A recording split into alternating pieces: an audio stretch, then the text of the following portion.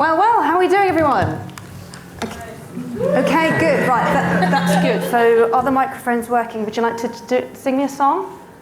I prefer not to. Oh. Any other willing Von Traps? Do, re, mi. Oh, he's good. Okay, Kim? No, thank you. No?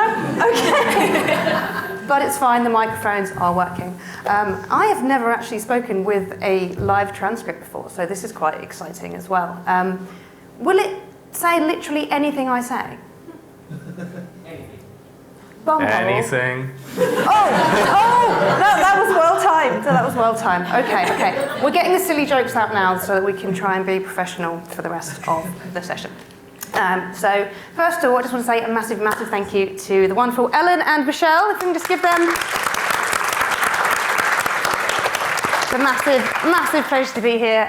We were here last year, obviously, and just to see how much it's grown, and it's an honour to host this, so thank you very much.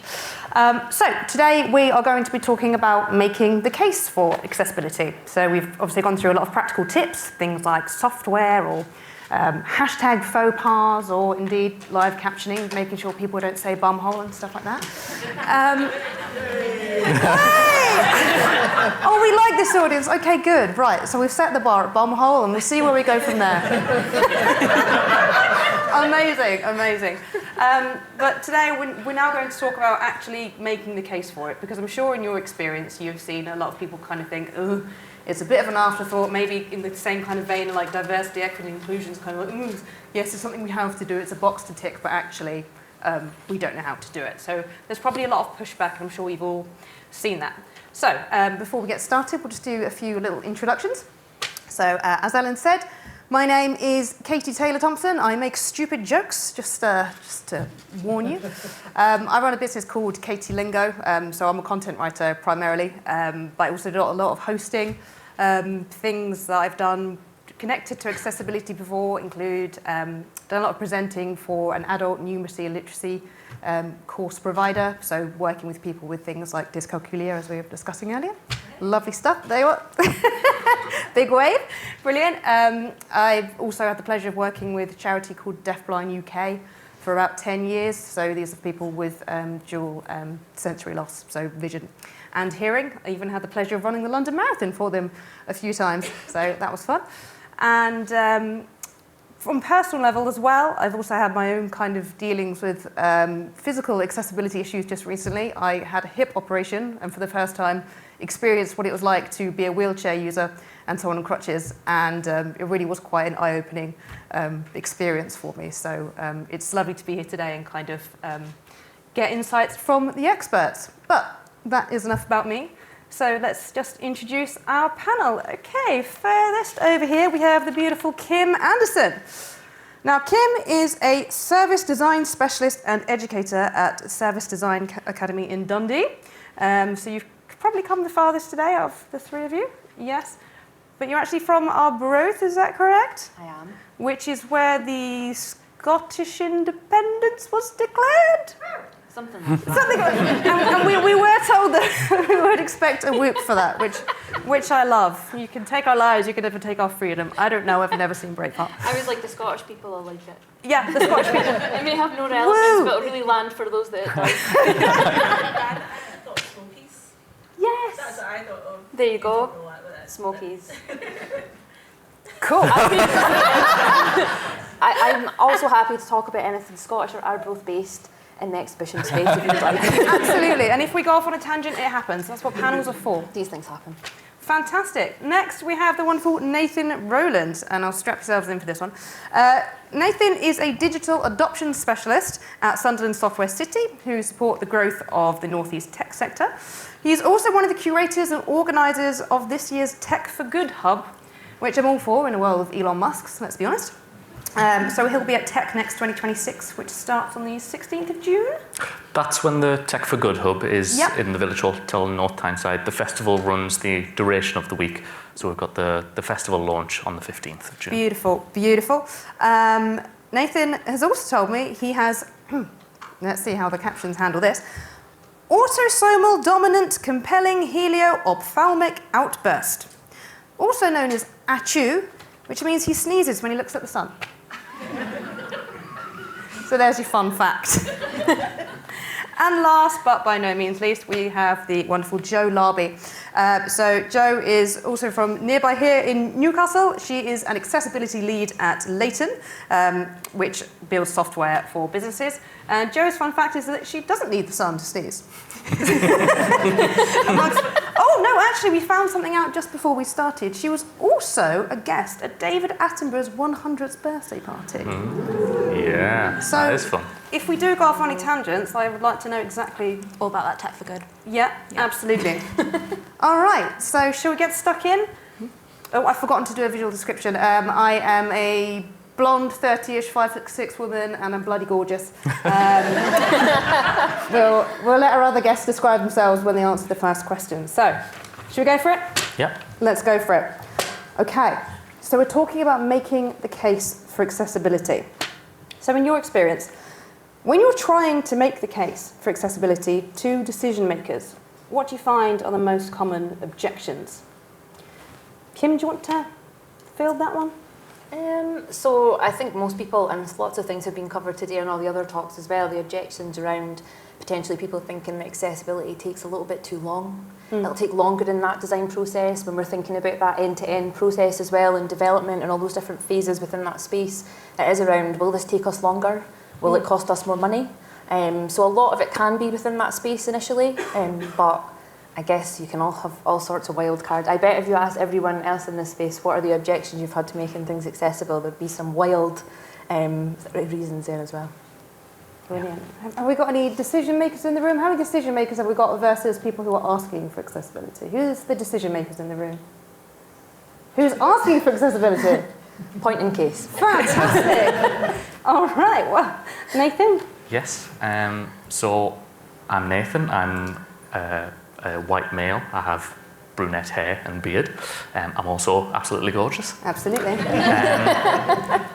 Kind of answer is two parts. One, I would say, is kind of, it's come up already in other talks today, whether it was Matisse's anecdote about her tweet on Twitter or the question that Simon fielded, is this fear about kind of an all or nothing approach when it comes to introducing accessibility within an organization widespread, the kind of fear of maybe, to the furthest extent, it affecting like their company's image, the potential to be ridiculed if done not properly, and just overcoming that fear by not thinking about accessibility as this binary where it's either an all or nothing approach, rather than recognizing the fact that we're all on a journey. As Matisse's anecdote had explained, we all start from a position of not understanding what accessibility means for ourselves, for other people.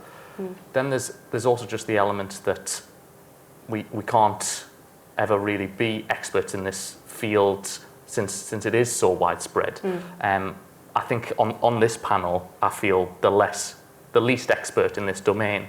But as came up in Lisa's talk, I try to be an accessibility expert within my own expertise of digital adoption. It comes up in all the things that I do, whether that be design thinking, whether that be front-end design or testing. The whole pie is what I get to work on, and I just try to bake it into my work as much as possible.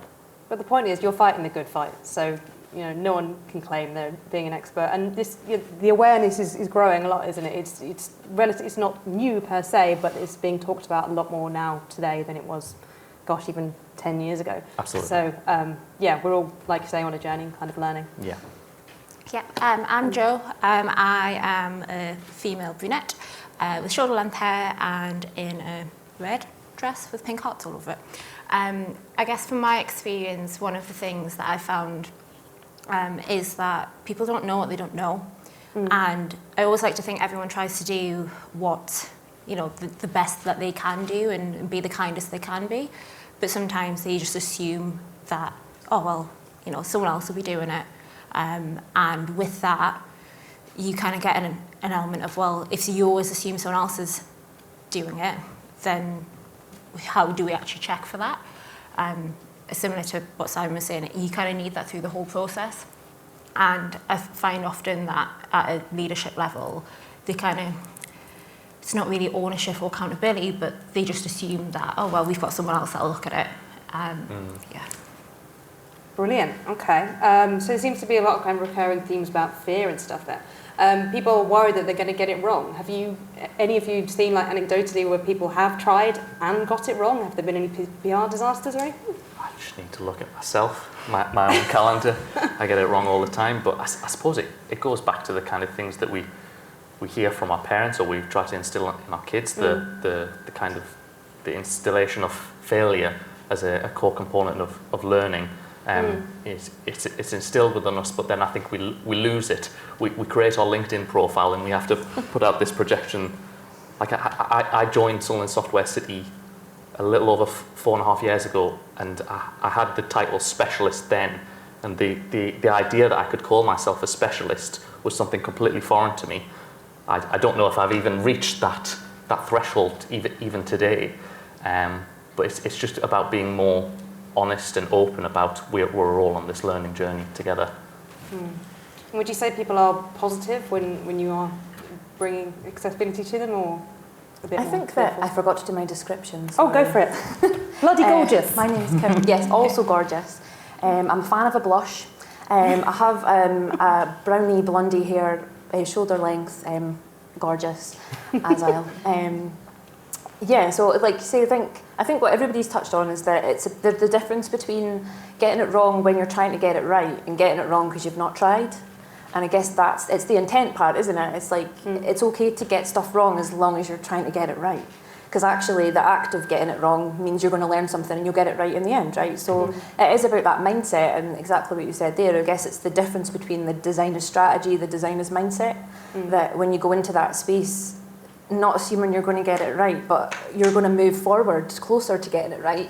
That means you'll learn new things, you'll learn more things, and the next time you'll be able to get it right yourself, or you can teach other people to do that, and you'll build that culture as well, which I think is really important, having that sort of culture and mindset, and to be able to be curious, to try things out, and to be, like you say, not afraid of failure, but hopeful that you'll get it right, and trying. Just we're moving in the right direction.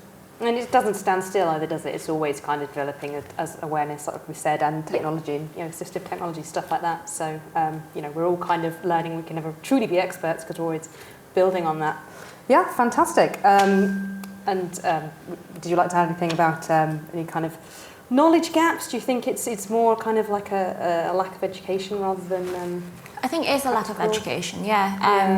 I think there's an imposter syndrome around it, and I know imposter syndrome is thrown around all the time, but I think sometimes with disabilities not always being visible, there is that side of it too, or situational disabilities, and you can't.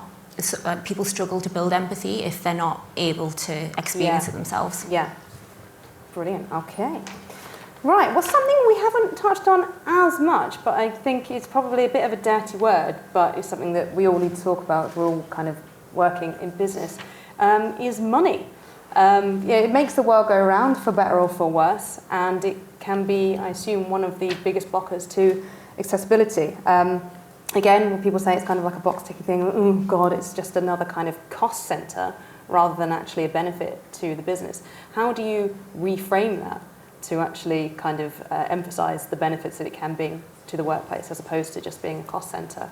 Jo, do you want to fill that on? So I work a lot with design systems and component libraries.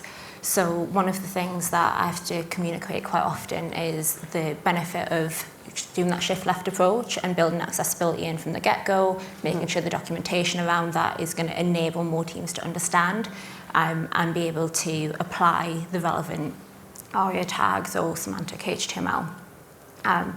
In a similar sense, there's an element of it's going to add more money whether you do it at the beginning or at the end, but if you do it at the end, you're going to lose morale from your designers and your developers. Everyone that is involved in that process, when they think, actually, we've got this product ready to ship and we're really excited about it, oh wait, we've got 100 accessibility defects, that this report's come in, now you need to fix it in 2 weeks, and everyone's scrambling and panicking around it. That's not a nice feeling to have, so why would you want to put that on your employees or your consultants?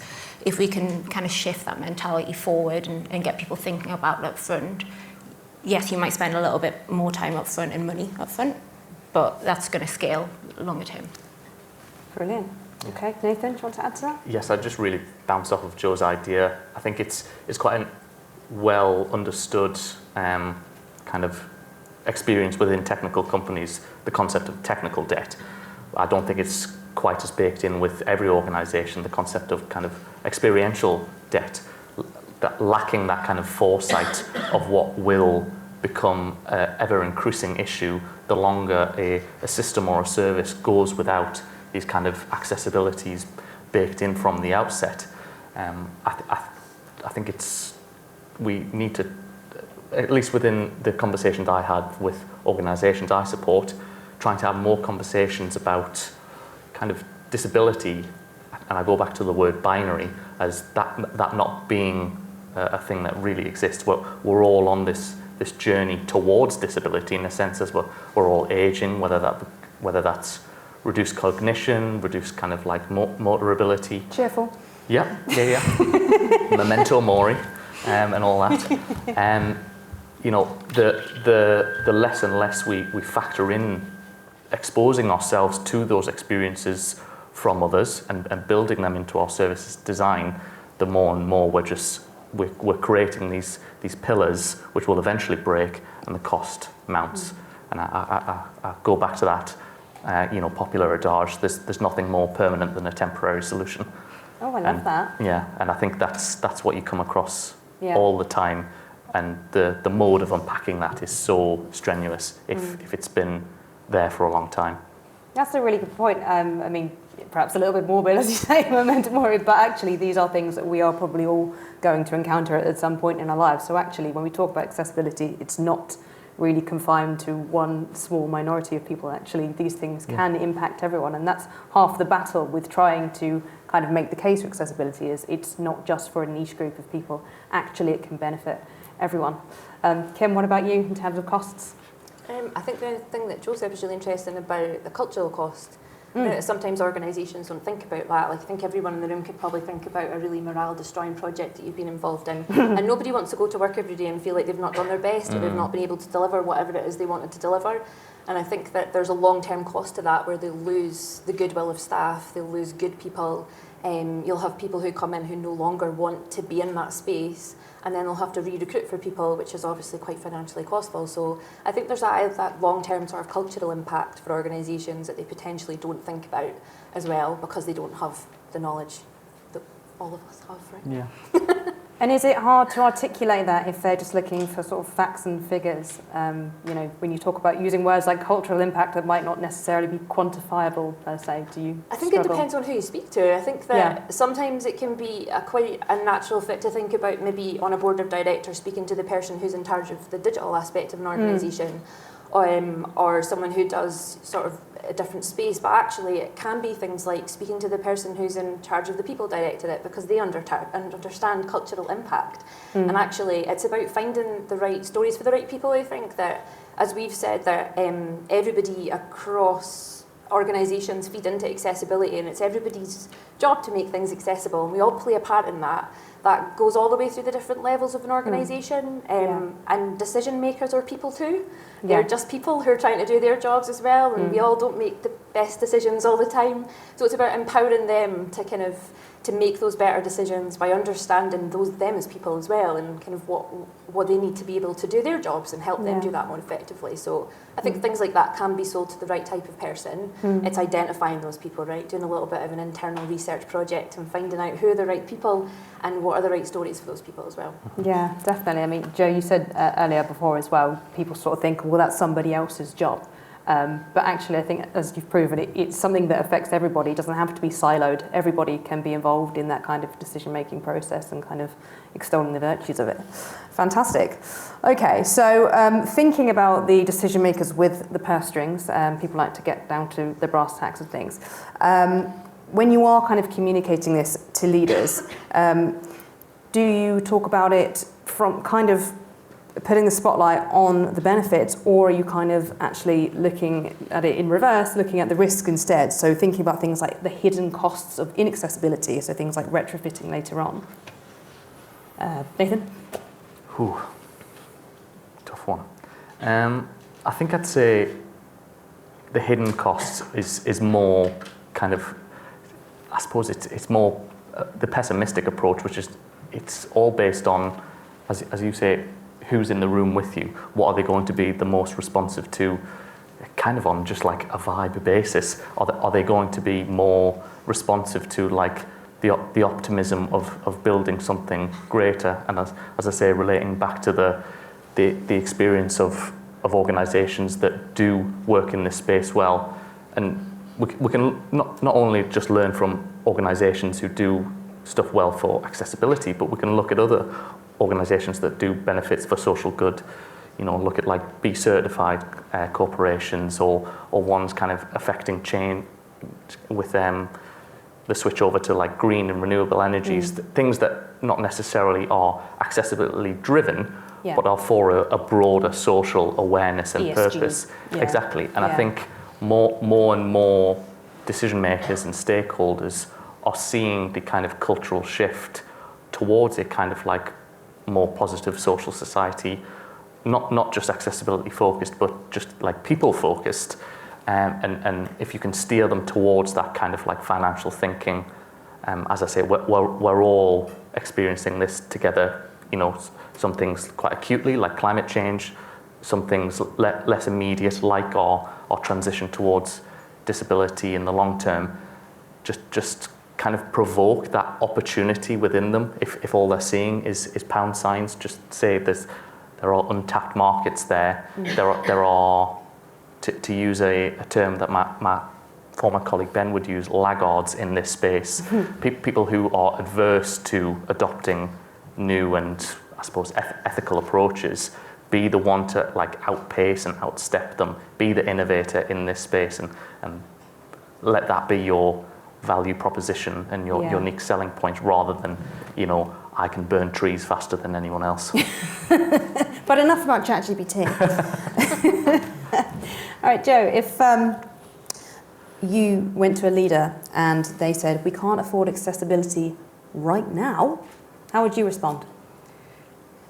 I think that's trying to encompass, let's fix everything. Yeah. And I think the flip side is that accessibility is sort of a journey, and how we can work towards that, similar with like the social impact related bits. Anything that you do is a step in the right direction, even if it's, you know, even if you do fail at that, you've tried, you've learned from it, you can progress. You know, recently I've conducted a like digital accessibility maturity matrix, had sort of the leaders in the room, and it was completely anonymous, and went, look, where would you rate, based on your knowledge of the company, where would you rate yourselves? And I think seeing that when they saw it themselves, that actually we're rating ourselves quite low on this model as a collective, we know we need to do something, even if we're not trying to get to 100%, there isn't 100%, you know, we want to move from that first pillar, we want to move into the second pillar, how do we do that? And I think that's one of the ways, because as soon as you start embedding it and seeing some sort of value, that money aspect doesn't seem as important anymore. Yeah, baby steps. Yeah. Great stuff. Okay, I think we've done money to death now. Should we move on to more cheerful things?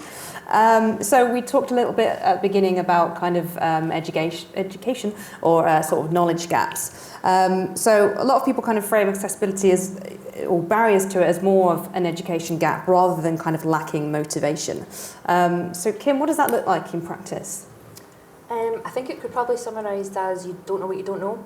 Yeah. And I think that, like we said, decision makers are people. Not everyone makes great decisions, but you'll often find that decision makers will be the people that are probably the furthest away from users as well, and actually they typically don't really understand how the organisation works, nuts and bolts. They don't really understand how a user gets from one end to the other, what services or interactions actually happen. So that can be where some of that breaks down, when you don't have a really good model of how things work. And it can be really frustrating from the perspective of the people who actually build those experiences, because you know exactly how things work and you know how people go through things when you're having a conversation with someone. And I think from that perspective, the onus is on, like, we're making assumptions that that person has the knowledge that we have, but they don't. So it's bridging that gap. It's kind of bringing them back down to say, well, actually, this is what it's like. Some of the most fascinating experiences I've had with people, especially in that decision-making space, is can take in an end-to-end journey and mapping it out on a massive wall and walking them through it and saying, this is literally how it happens.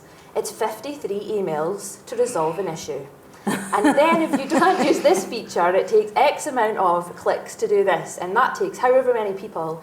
And it is all about knowledge. It's like knowledge is power, right? It's like not just from that accessibility perspective, which is obviously really important, but if you don't understand how things work, then you don't understand why issues occur, and you don't understand the impact of that. So it might not seem important to you that somebody is able to use a screen reader when they use part of your service or experience. However, that might be because you don't understand what that part of your service experience is, right? And speaking directly to some of the things we spoke about before, that if somebody understands that someone can't purchase an item off of their website, for example, that becomes something that's actually probably a little bit more interesting to them. But it really just helps them unpack that. I think that's definitely what it is. It's around that sort of education, just having that base understanding, knowing how things work. And I guess that's where it becomes everybody else's job to bring that to light. They're the furthest away from the user. How do you bring the user closer to them? And it is a hard job, and it can be super frustrating, and I'm sure everyone here feels frustrated in different ways in conversations that you have. But as I say, it's just exactly what we would say about users, about making assumptions, not to make the assumption that the person that you're talking with has the same understanding of the subject matter as you do. Brilliant. Lovely. Nathan, do you want to add to that? Yeah, I think I would just add that from personal experience, having met in excess of, I suppose, at this point, somewhere in the region of 200 to 300 organisations under the umbrella of SMEs and charities across the Northeast, you learn a skill quite quickly within that first meeting of the senior stakeholder, the director, the CEO of a business, of a charity, how well that entire engagement is going to go from that first meeting. And it's generally whether or not that person has a willingness or aptitude to be a lifelong learner. Are they someone who's brought you into this conversation to say, I have this problem, I need you to fix it. Like, this is this box that I need you to go in and like fight with the bear and come out and tell me that the bear's been beaten, versus it's like, I'm bringing you in for your expertise and I need to soak up your experience. I need to be the sponge in this instance.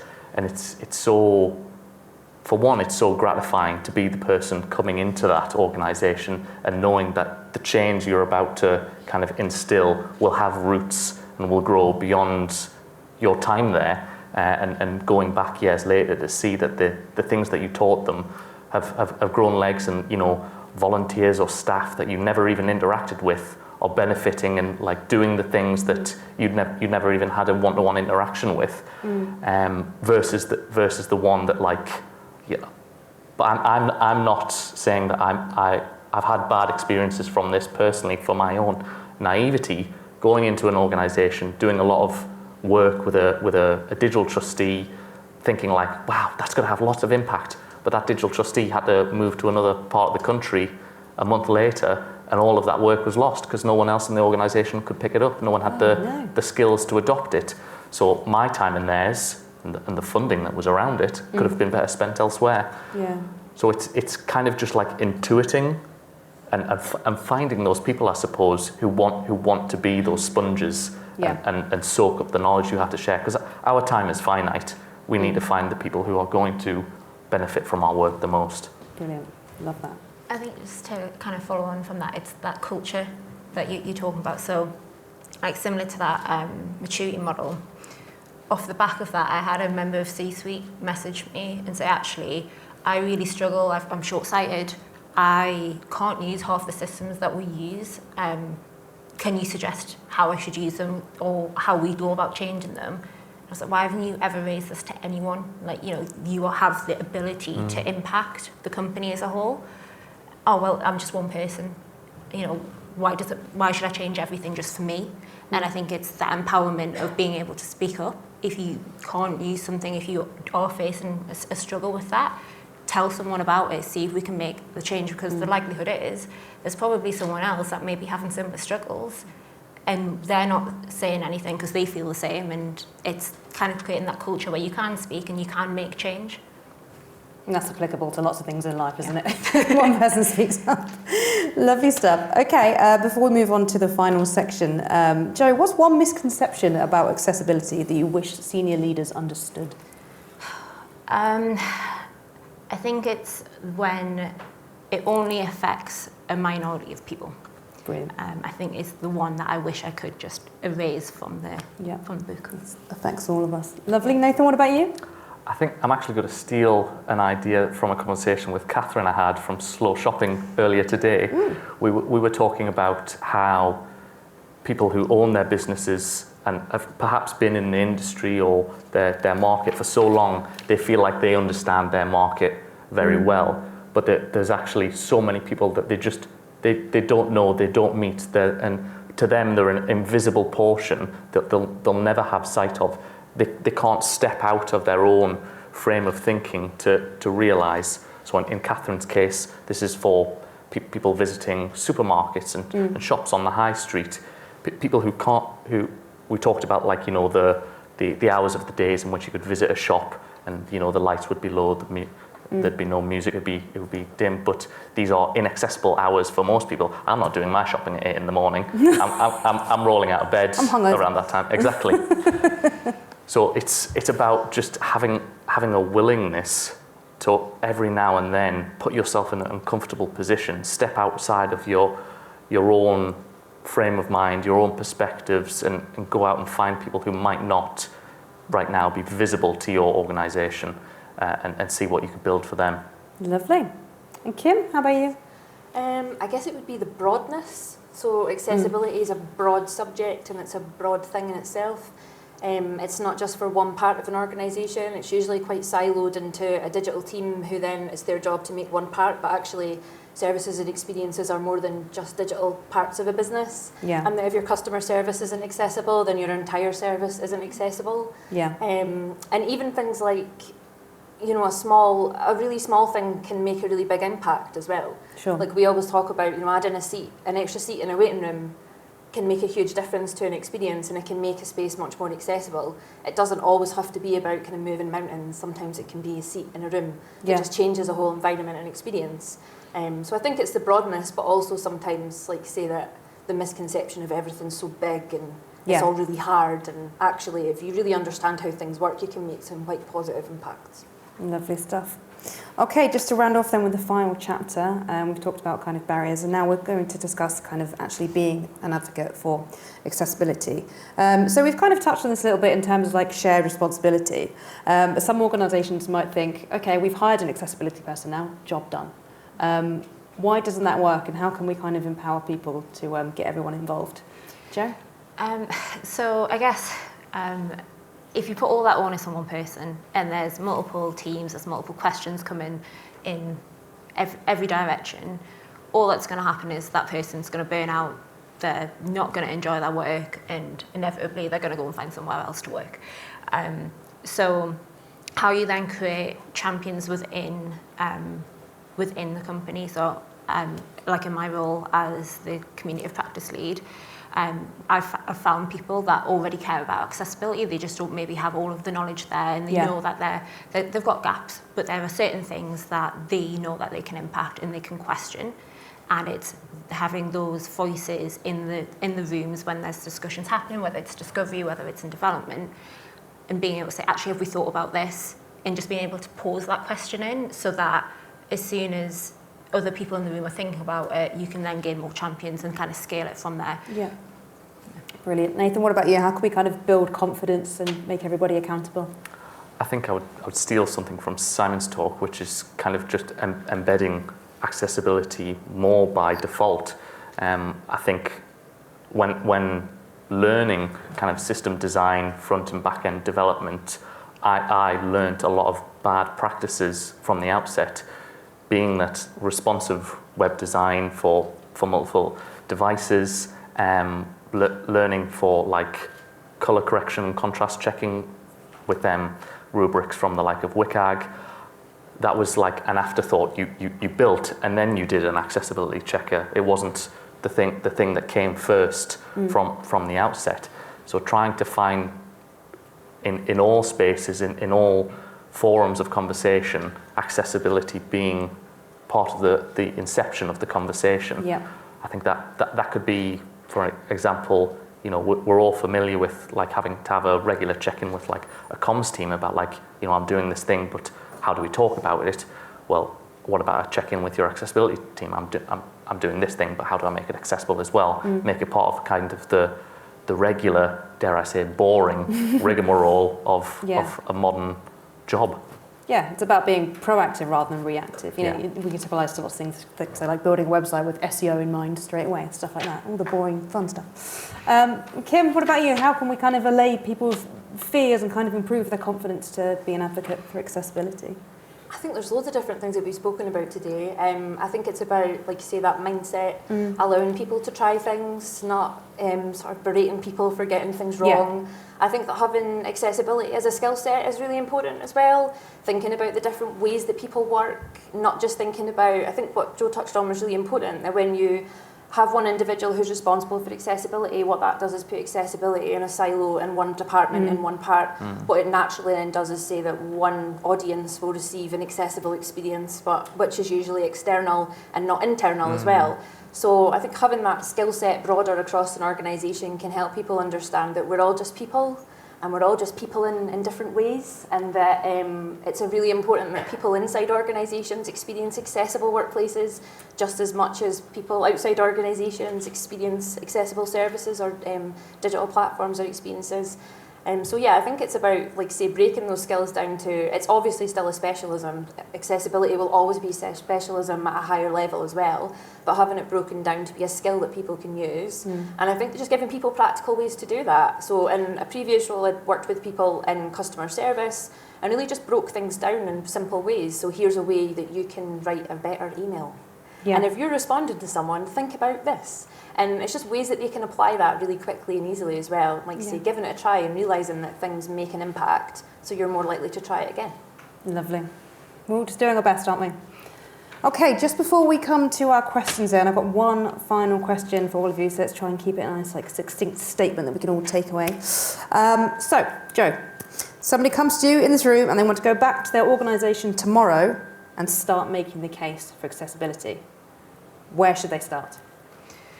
I think speak to your leaders, talk to them about this conference, tell them about the community that there is around accessibility and how it's everyone's responsibility, and just work out how you move them one step closer to being more accessible and kind of being able to view that impact. Lovely. Okay, Nathan? I would try to, before going into that meeting with the decision maker, try and come armed with something that's going to inspire them about accessibility or anything. You know, who do they look up to? Who do they respect? What kind of information do they typically go out and seek?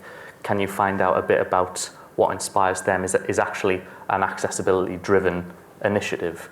You know, whether that's a company who they've aspired to grow towards, or a certain speaker or influential person within their interests, find out, well, actually this person is actually extremely accessibility driven, and wouldn't you like to be more like them? So just a little bit of manipulation. Wow, well, aspiration, we'll call it, you know. Like, who wouldn't want to be like Ryan Gosling? I don't know. A known accessibility champion. Don't you want to buy a football team? That's Reynolds, but you know, really, oh, sorry. They can't lose points for that. Too many Ryans. Football. Yeah. Sorry for all the Ryans in the room. He's Barbie. He's just Ken. I'm just Ken. We've all learned something today, haven't we? Heard it here first. Okay. And Kim, coming to you finally then. I would say speak to the users of the thing that you do, the thing you do for. Speak to real people, understand what their experiences are like. If you can't do that directly, speak to the people that speak to them more often, make friends with your user researchers, look for all the information that you can gather to create a narrative, create a story, and really bring it to life. I think knowledge is power, right? And as we said, if you're quite detached from that, decision makers are people who just need a little bit more knowledge. If you can bring that closer to them and make stories that they can really start to invest in, then that can make all the difference, right? You just need one really good story. You need a hook, you need the story, but you need the information and you need the people behind that to be able to tell that. So speak to people, find out things, and share them with other people. Fabulous. Okay. Right. We are quickly approaching the break in about 7 minutes. I don't know you, I'm gasping for a coffee. So we'll kind of wind up with a few questions. Have we got any coming in through the Slado, what's it called? Hello.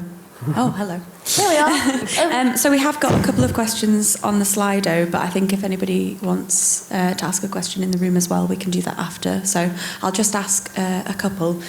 So the top one here is, do you have any advice on making the case for accessibility not to senior stakeholders, but to frontline colleagues and teams? Yes. Yeah, I think, like you see, frontline staff are completely underappreciated in the world of accessibility, and have all that experience of speaking to people, and they don't want to be delivering rubbish services, right? They're usually using information and data and scripts and, you know, toolkits and PDFs and all the rest of it that are probably out of date and unhelpful. So yeah, I think it's about actually stepping a bit into their shoes as well, understanding the context of how they're working, and empowering people to make positive changes to what they do. It's bringing them into that process, right? It's like getting them to design their own process. What are the common things that people come to you with? How do you usually solve that? Does that land? And then sometimes it's making connections as well, like bringing people together. Like you say, organisations can be super disparate, really disjointed places to live and to work. It's making those connections. If you know who the right person is to ask in the team, then you can ask the question, you can get the right answer, and you can do that really quickly. So yeah, I think just spending time with people, but definitely enabling people to use all the information that they've got. I think sometimes they don't think about, like, people don't think about all the stuff we already know, right? Sometimes it's not about finding out something new. It's about using what you've got to the best of your means as well. Hopefully that was an answer. Yeah. Brilliant. Anyone want to add to that? Can't say anything better than that. No. Okay. Alright. So our next question is, how do you advocate for accessibility when people say they simply don't have the time and they have deadlines to meet? Nathan looks like he's thinking, but I might just be thinking about Barbie. Or Ryan Gosling, Ryan Reynolds. Which Ryan can I relate this question to? Yeah. Gigs. Difficult one. I don't know Ryan. I think something that is a positive affirmation that my former line manager used to tell me a lot is, like, obviously this doesn't apply to everyone, it's just, but like my deadlines, my fear of a deadline, if it passes, no one's going to die. You know, I'm not a frontline healthcare worker. Deadlines sometimes, there are things I create for myself that they're helpful in a lot of cases, but missing a deadline isn't always the end of the world. Yeah. It's just about having open and transparent communication with the people who you're working with, whether that's your colleagues or your clients, that, you know, deadlines can move. And if you say to them that actually we need to take more time to build in accessibility by design, who wouldn't want to say, yeah, totally, go ahead with that work. Yeah, definitely. The Carrie Bradshaw approach to deadlines. I like that. Nice. I think I often find that when there has been a bit of pushback, that it ends up being, oh, well, we'll add it to the backlog and we'll deal with it the next time and things like that.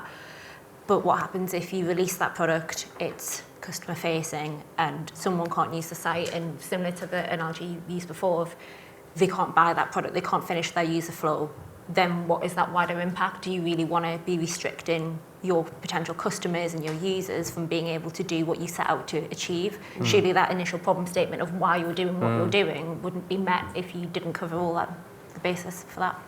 Lovely. Are there any questions in the room? No. Okay, I'll carry on with the Slido questions. So the next one is, I think, Nathan, primarily for you. So what are organisations like Sunderland Software City doing to support local organisations in making accessibility actually accessible? Well, Good question. Yeah, thank you for the person I planted in the room to ask that question. Mum! You know, selfishly, I am going to plug Tech for Good here, the event we have next month. What something that me and my colleague Adam have worked on for years now is this perennial issue of getting the industry that we know really well, that being tech, but this you know, this works for any industry, getting to work more in synchronous with the communities that they impact and support and collaborate with. So Tech for Good, we hope that to be a place where we can bring the service users, the community organisations, the people who are on the ground in tandem with the technologists, the people who don't typically see the frontline activity, and just spur that conversation as much as possible. That's what we're trying to do, create as many forums and activities around getting accessibility onto the agenda and in people's conversations. Because what's better than like an event like Access Given, where we can all come away with like some kind of actionable plan as to how to bring this back into our own organisations.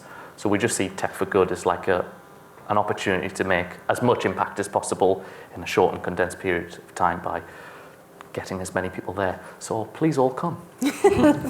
Probably got time for one quick one.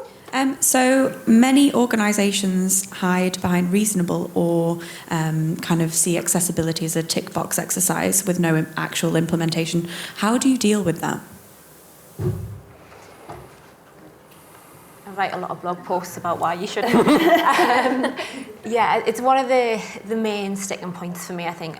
So I'll hold my hands up, when I first started in my career, more in like the front end space, I didn't know what accessibility was. It wasn't something I'd learned at uni, and it wasn't until we got our first audit for our product and we were like, actually, we need someone to fix this. Someone come and fix it. And I went, actually, yeah, okay, like I'll learn it.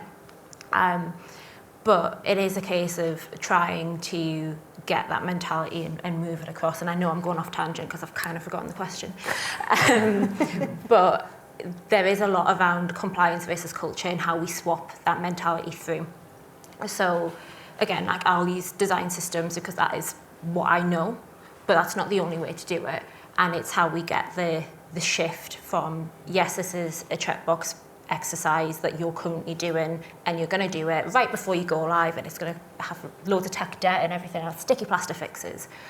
But actually, if we change this to be culture and we ask the right questions up front and we do this, how do our people feel about that? As developers, as designers, do we feel more confident in our ability to perform our roles? Do we feel like we've been given extra tooling to support our own development and our ability to provide a better end service to our users?